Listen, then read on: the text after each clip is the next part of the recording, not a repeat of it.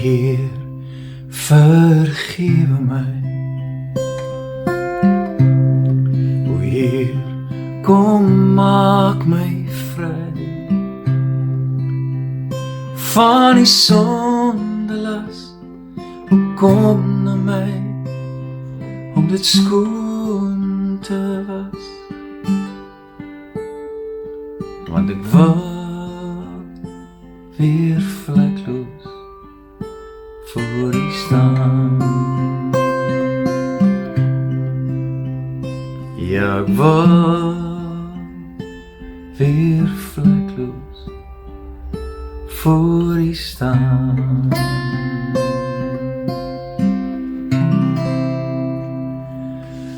Goeiemôre en welkom weer by ons reis deur die boek van Matteus vanmôre. Wanneer ek en jy vanmôre weer luister na Jesus, wat steeds ernstig en vermaanend is met sy woorde, en vandag weer nie die roede spaar oor die dinge wat ons laat struikel.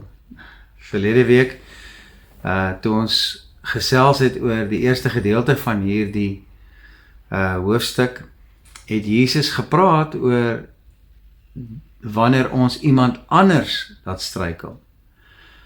En hierdie week skuif Jesus se fokus na jou en my persoonlik toe. En sy fokus is op die struikelblokke wat jou en my laat struikel, en hy waarsku vir jou en vir my met 'n baie ferm waarskuwing vandag daarteen. Nou kom ons lees dit saam. Ek lees vandag uit Matteus 18 vers 8 en 9 en ek lees uit die Nuwe Lewende Vertaling uit. Daarom, as jou hand of jou voet jou laat sondig, kap dit af en gooi dit weg van jou af. Dit is vir jou beter om vermink of krepeel te lewe, as om met albei jou hande en albei jou voete in die vuur gegooi te word, wat nooit geblus sal word nie. Vers 9. En as jou oog jou laat sonde doen, pluk dit uit en gooi dit weg. Dit is vir jou beter om half blind in die hemel in te gaan, as om met 2 oë en al in die helse vuur gegooi te word. Hier is baie ernstige woorde, waarskynlik van die mees indringendste woorde wat in die Bybel staan.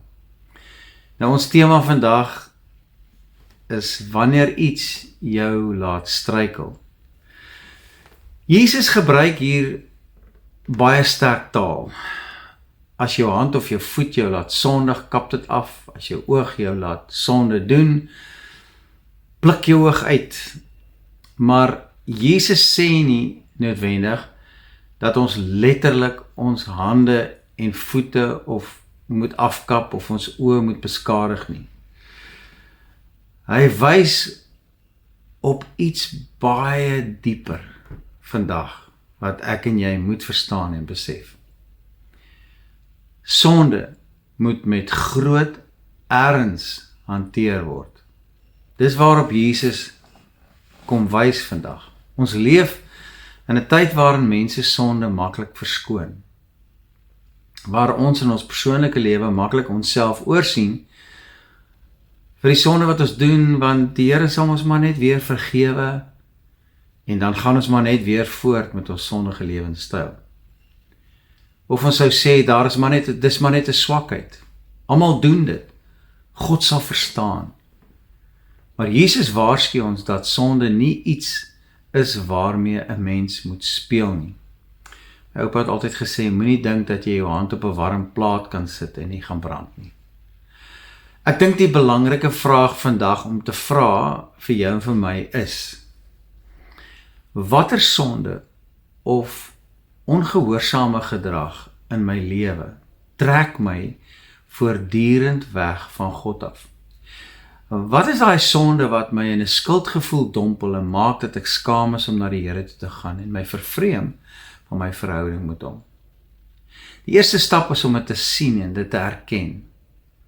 Dit kan 'n verhouding wees, dit kan 'n gewoonte wees, dit kan 'n verslawing wees, dalk sekere vriendskappe wat jy in jou lewe het, dalk iets wat jy kyk op jou foon, iets wat jy luister, dalk 'n plek waar ek en jy heen gaan, dalk gedagtes wat ek voortdurend in my hart toelaat, gedagtes dalk van bittere haat of onvergewingsgesindheid of woede wat ek nog koester in my hart teenoor iemand. Nou ons kan nie oorwinning kry oor iets wat ons weier om te erken nie. Die beginpunt is om introspektief in jou lewe en in jou hart in te kyk met 'n eerlikheid, met 'n broosheid. In jou hart in te kyk en jouself eerlik te vra en bereid te wees om hierdie dinge te erken. Watter sonde is dit wat my wegtrek van Jesus af? Dit dan te bely, want dan doen ons iets daaraan. As ons te trots is om daarna te kyk, introspektief en dit te bely, sal ons nooit bevry kan word daarvan nie. Het is belangrik dat ons nie net die simptoom probeer behandel nie. Jesus sê eintlik, verwyder dit wat jou telkens terugtrek na sonde toe. Verwyder dit wat maak dat jy elke keer struikel. As 'n sekere plek jou telkens laat val, vermy daai plek. As sekere mense jou voortdurend van God af wegtrek, of jou motiveer om sekere dinge te doen, stel jou grense, of bly weg van sulke mense. As iets op jou foon jou geestelik vernietig, moenie net ophou daarmee en die simptoom behandel nie. Verwyder dit, kry dit uit jou boesem uit.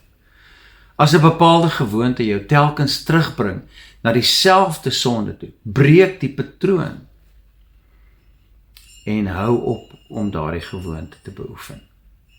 Soms wil die Here ons van 'n sonde bevry, maar ons hou steeds die deur oop, waardeur daardie sonde telkens ons kan mislei, verlei en laat struikel, en ons hou die deur oop sodat dit kan inkom in ons lewe. Jesus wys ons wat op die spel is. Hy sê dit is beter om iets prys te gee as om die ewige lewe te verloor, om jou hele lewe aan sonde oor te gee en dan uiteindelik verlore te gaan. Met ander woorde, daar is dinge wat jy dalk vandag moet los, nie omdat God jou wil straf nie, maar omdat hy jou wil red van die ewige verderf. Daar is 'n verskil tussen dit wat jy wil hê en dit wat vir jou siel goed is. Nie alles wat vir jou lekker is noodwendig goed vir jou nie, en bring jou dalk nie by die bestemming uit waarvoor jy hoop nie. En dis hopelik die hemel. En nie alles wat jy moet los is noodwendige verlies nie. Soms is dit juis die ding wat jy moet los wat jou daarvan weerhou om in sy wil te wees. God vra nie net dat ons sonde vermy nie. Hy wil ons verander van binne af om meer soos hy te wees. Die oplossing is nie bloot ek mag nie dit of dat doen nie. Dit gaan veel dieper as dit. Dit gaan tot op die vlak waar ons sê, Here, verander my hart. Wanneer die Heilige Gees in ons werk, begin ons nie net anders optree nie, maar ons begin anders dink. Ons begin anders verlang en anders kies. Ons begeer om meer en meer soos Jesus te word en te wees. Daarom moet ons nie net vra, Hoe naby kan ek aan sonde kom sonder om te sondig nie? Dis nie die antwoord nie. Paulus het gesê, ons moet die sonde weerstaan, ons moet wegvlug daarvan af, weghardloop. Die oplossing is, ons moet vra, hoe naby kan ek aan Jesus kom en aan Jesus leef? Want hoe nader ons aan Jesus leef, hoe minder aantreklik word dit wat ons van hom af wegtrek. Ek moet afsluit. Miskien is daar vandag iets wat God al vir jou gewys het in die verlede, wat hy wil hê jy moet mee deel. En die Heilige Gees praat elke dag met jou. Iets wat jy weet, jy moet los. Iets wat jou telkens laat struikel. En ek sluit my daarby in. Moenie dit beskerm, omdat dit vir jou kosbaar geword het nie. Wanneer die Heilige Gees met jou praat, hoor sy stem, terwyl jy nog kan hoor. Wat jy vir Christus prys gee, kan nooit vergelyk word met wat jy in Christus kan ontvang nie. Wat Jesus vir jou wil gee nie. Veral as ons praat oor die vrugte van die Gees en oor die ewige lewe aan die ander kant van die dood. Jesus se boodskap vandag in Matteus 18 vers 8 en 9 is: hierdie is 'n ernstige saak, sonde moet jy nie ligtelik opneem nie. Maar is ook 'n boodskap van liefde. Hy waarsku ons omdat hy ons lief het. Hy wil nie hê dat ons verlore moet gaan nie. Ten diepste in sy hart wil hy graag hê dat ons weg sal draai van daardie sonde af. Daarom, kom ons elimineer die struikelblokke wat ons so maklik laat struikel in hierdie wedloop. Sê Paulus ook in Hebreërs. Breek die patroon, draai weg van die sonde af en draai jou hele hart na God toe. Die grootste stap na vryheid is net om te kom soos jy is. Voor die Here te kniel en te sê: Here, ek kom alweer met hierdie sonde. Ek lê dit voor u voete neer. Met berou wil ek bid en vra, vergewe my asseblief. En help my deur die krag van u Heilige Gees om in gehoorsaamheid u te volg. Met my hele hart en my hele lewe. Mag dit jou gebed wees vandag, as ek ook hierdie lied sing. As jy daar op jou knieë voor die Here gekniel het, kan jy miskien 'n broodjie vat. Nadat jy vir hom gesê het: Here, ek is jammer, vergewe my. Ek erken my sonde. Bely dit en ek vra u vergifnis. As jy dit gedoen het, gaan gooi vir jou eers 'n bietjie druiwesap in. Breek vir jou broodjie. En gaan sê vir die Here: Here, dankie dat U my vergewe. 1 Johannes 1 vers 8 en 9 sê: as ons sonde bely, is God getrou en regverdig om ons sondes te vergewe en ons van alle ongeregtigheid te reinig.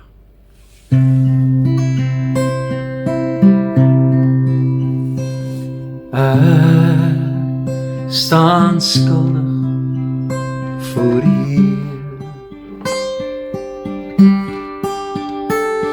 voor U, my Vader, wat regeer. Ek is nederig in my hart en my siel is so verward en my lewe is vuil voor die troon. O Heer, vergewe my. Heer, kom maak my vry van die sondelas. Kom na my om het skoon te was, want ek wil weer vlekloos voor U staan. Die wyn en die brood wat ek nou neem, is 'n teken van vergifnis en van sien. Al die liefde binne my, kom en borrel in my vry, en die oorsaak is die Gees wat in my bly. O Heer, vergeef my. O Heer, kom maak my vry van die sondelas. Kom na my om het skoon te was, want ek wil weer vlekloos voor U staan. Ja, ek wil weer vlekloos voor U staan.